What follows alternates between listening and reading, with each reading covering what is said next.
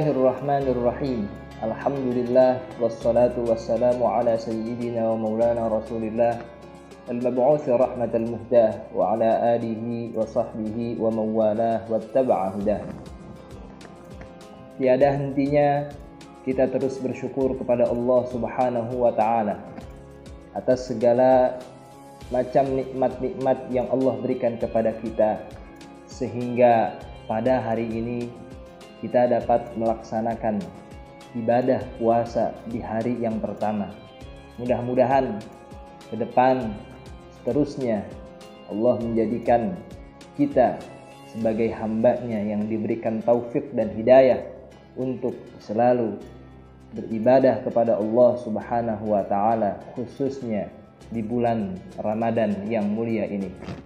Insyaallah kami dari Al-Ashiratul Karimiyah yang biasanya mengadakan pengajian di bulan Ramadan seperti yang diadakan tahun kemarin, akan kembali mengisi Ramadan kali ini dengan mengaji atau membahas satu kitab.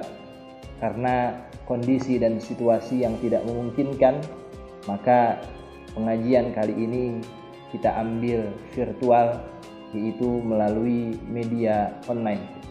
Mudah-mudahan tidak mengurangi dari esensi atau keinginan kita terus menggali ilmu yang ada di dalam kitab-kitab para ulama kita, khususnya ulama terdahulu.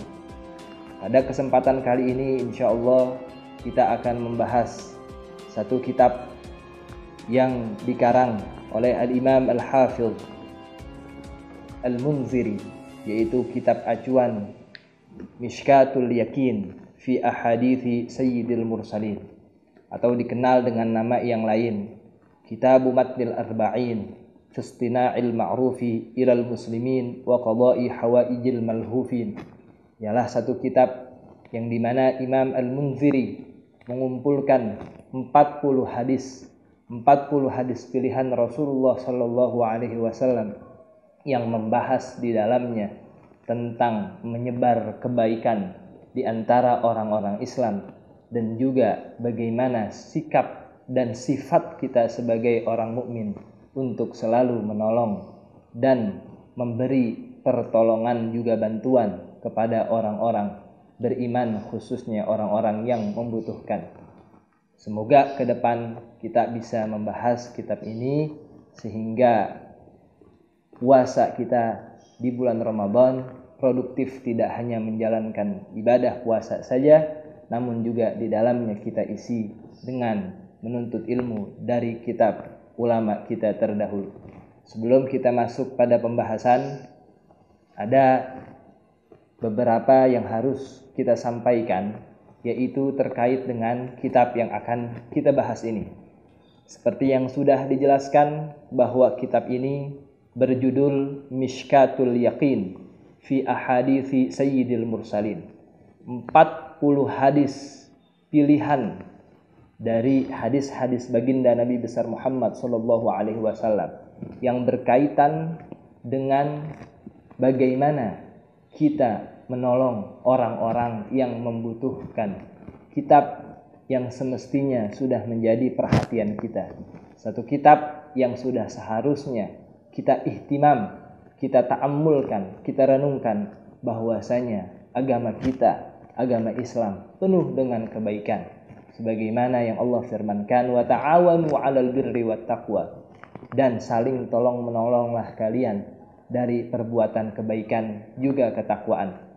Satu kitab yang sungguh luar biasa jikalau kita ta'ammulkan, kita fikirkan dan kita renungkan bahwa kita hidup sebagai satu makhluk yang saling membutuhkan, makhluk yang bersosial, yang pastinya kita butuh pertolongan orang, dan orang juga kerap kali membutuhkan pertolongan kita.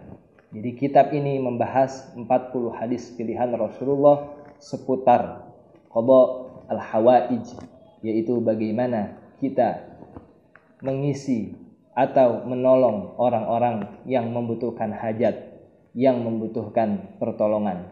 di dalamnya terdapat 40 hadis. Bahwa dari merupakan keunikan ulama kita terdahulu, mereka gemar mengumpulkan 40 hadis di berbagai bidang. Bahkan dikatakan bahwasanya Al-Arba'in, yaitu kitab yang berisikan 40 hadis itu sudah dilakukan oleh ulama terdahulu.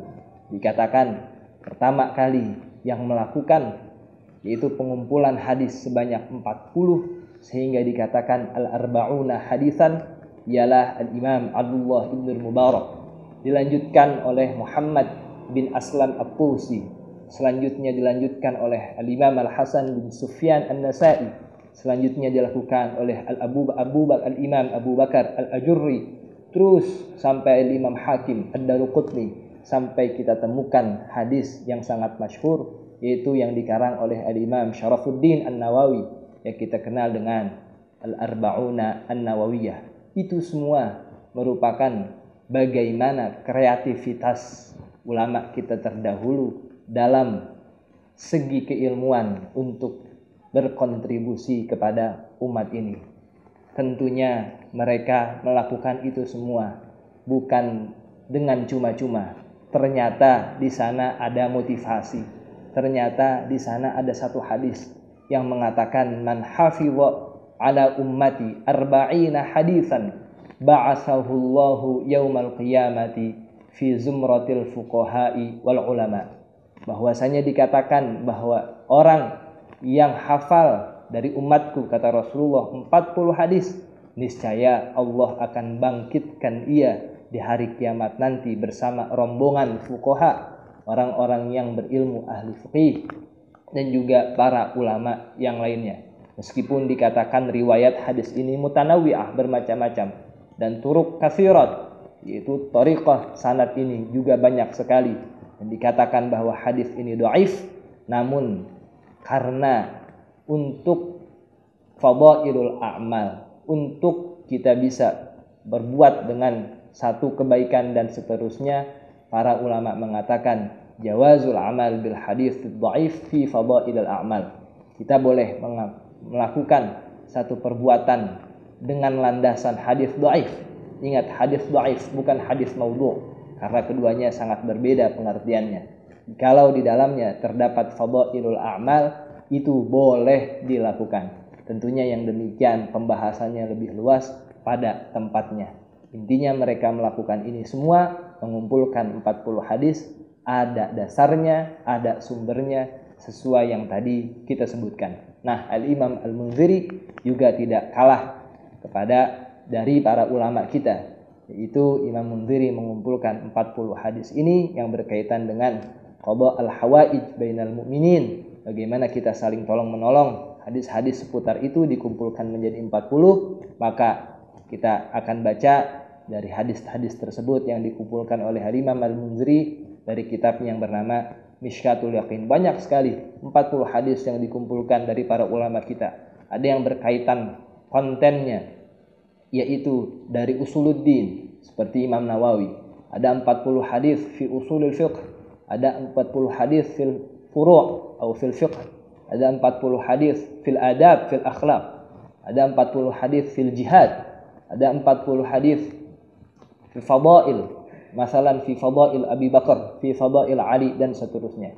Para ulama berlomba-lomba mengumpulkan 40 hadis sesuai kontennya masing-masing, yang demikian untuk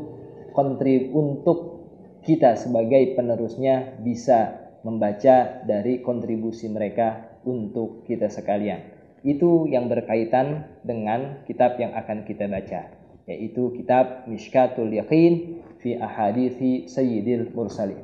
Adapun pengarangnya ialah Imamun Masyhur Ghaniyun 'anit ta'rif, Al-Imamul Hafidh Al-Munziri, yaitu seorang ulama hadis, muhaddits, kibar muhadditsin, yaitu seorang muhaddits yang sangat luas ilmunya, yaitu Al-Imam Al-Munziri.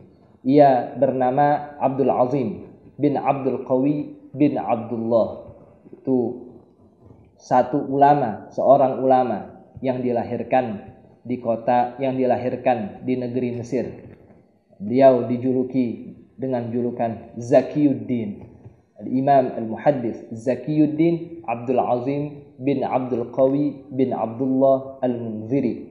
Dilahirkan di Mesir dan wafat juga di Mesir. Dia dilahirkan pada tahun 581 Hijriah dan wafat juga di Mesir pada tahun 656 Hijriyah.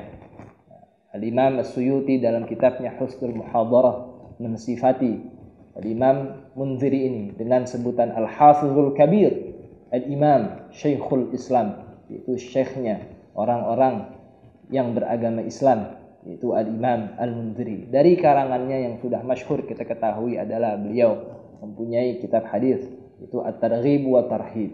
Juga beliau mensyarah kitab fiqih At-Tanbih.